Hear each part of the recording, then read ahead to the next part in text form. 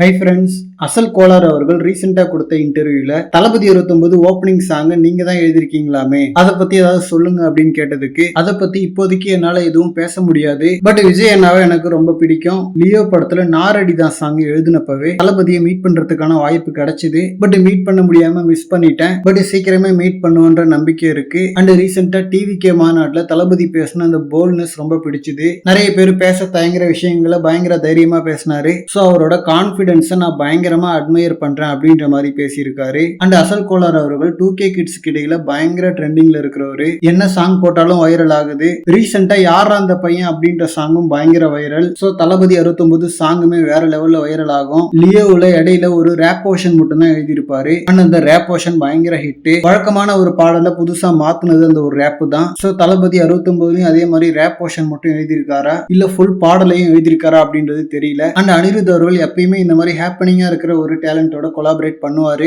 எதிர்நீச்சல் and கத்தி படத்துல ஹிப்பாபாதியோட work பண்ணதா இருக்கட்டும், இப்ப அசல் கோலரா இருக்கட்டும், ரெண்டு பேருமே செமையான டேலண்ட். ரீசெண்டா ஹாரி ஜெயராஜ் அவர்கள் அதே மாதிரி பால் டப்பா அப்படின்ற ஒரு டேலண்டோட ஒர்க் பண்ணிட்டு இருக்காரு. சோ அனிருத் அவர்கள் இந்த மாதிரி நிறைய சிங்கர்ஸ் அண்ட் லிரிசிஸ்டோட கொலாபரேட் பண்ணா இன்னமும் பயங்கரமா இருக்கும். ஓகே ஃப்ரெண்ட்ஸ், தளபதி 69 அசல் கோலார் அவர்கள் எழுதியிருக்கிற சாங் எப்படி இருக்குன்னு சொல்லிட்டு வெயிட் பண்ணி பார்க்கலாம். அண்ட் இந்த மாதிரி தளபதி பத்தின ஹாட்டான அப்டேட்ஸ்க்கு நம்ம விஜய் ஃபோர்ட் சேனலை சப்ஸ்கிரைப் பண்ணுங்க. தேங்க்யூ.